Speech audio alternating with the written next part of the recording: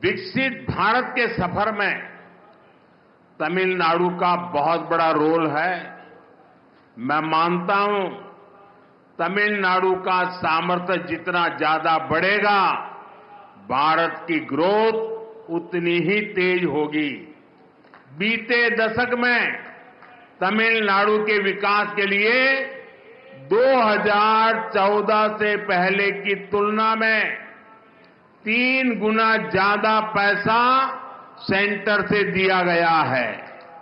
जब INDI alliance की सरकार थी, डीएमके उस सरकार में विराजमान थी, तब जितना पैसा मिला उससे 3 गुना मोदी सरकार ने दिया है। इससे तमिलनाडु की इकोनॉमिक और इंडस्ट्रियल ग्रोथ में बहुत बड़ी मदद मिली है। நண்பர்களே, வளர்ச்சியடைந்த பாரதம் நோக்கிய பயணத்தில் தமிழ்நாட்டிற்கென மிகப்பெரிய பங்கு இருக்கின்றது. தமிழ்நாட்டின் வல்லமை எத்தனை அதிகம் உயர்கிறதோ, பாரதத்தின் வளர்ச்சியும் அந்த அளவுக்கு விரைவாகும் என்று நான் கருதுகிறேன். கடந்த 10 ஆண்டிலே தமிழ்நாட்டின் வளர்ச்சிக்காக 2014ஆம் ஆண்டிற்கு முந்தைய காலத்துடன் ஒப்பு நோக்கும்போது திராவிட முன்னேற்றக் கழகத்தின் ஆட்சி கூட்டணியில் இருந்தபோது இருந்ததை விட 3 மடங்கு அதிக நிதியை மத்திய அரசு அளித்திருக்கிறது. தமிழ்நாட்டின் பொருளாதாரம் மற்றும் தொழில்துறை வளர்ச்சிக்கு இது மிக அதிக அளவு உதவி இருக்கின்றது.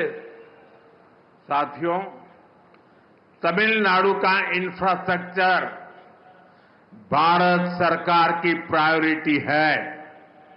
बीते 1 दशक में तमिलनाडु का रेलवे बजट 7 टाइम्स से ज्यादा इंक्रीज किया गया है। நண்பர்களே, தமிழ்நாட்டின் கட்டமைப்பு தான் பாரத அரசின் முதன்மை. கடந்த 10 ஆண்டிலே தமிழ்நாட்டின் ரயில் துறை பட்ஜெட்டிலே 7 மடங்கிற்கும் அதிகமான அதிகரிப்பு செய்யப்பட்டிருக்கின்றது. इसके बावजूद भी कुछ लोगों को बिना कारण रोते रहने की आदत है, वो रोते रहते हैं. இவற்றையெல்லாம் செய்த பிறகும் கூட சிலர் அழுது கொண்டே இருக்கிறார்கள்.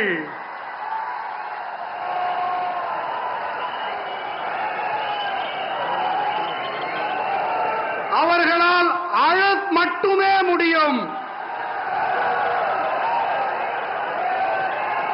அவர்கள் அழுதுவிட்டு போகட்டும்.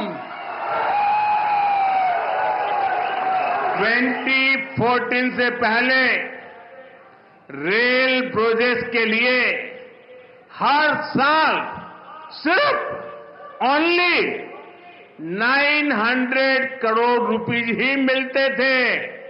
और आपको पता है उस समय इंडी अलायंस के मुख्य कर्ता धर्ता कौन थे, ये आपको पता है.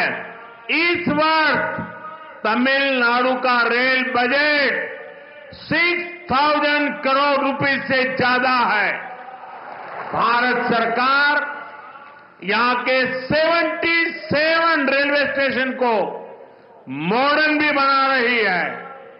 इसमें रामेश्वरम का स्टेशन भी शामिल है. 2014ஆம் ஆண்டிற்கு முன்பு வரை ரயில் துறை திட்டங்களுக்காக ஒவ்வொரு ஆண்டும் வெறும் 900 கோடி ரூபாய் மட்டுமே கிடைத்து வந்தது. அப்போதெல்லாம் கூட்டணியிலே யார் ஆட்சியில் அமர்ந்திருந்தார்கள் என்பதை நான் கூற தேவையே இல்லை. இந்த ஆண்டு தமிழ்நாட்டின் ரயில் பட்ஜெட் 6000 கோடி ரூபாய்க்கும் அதிகம்.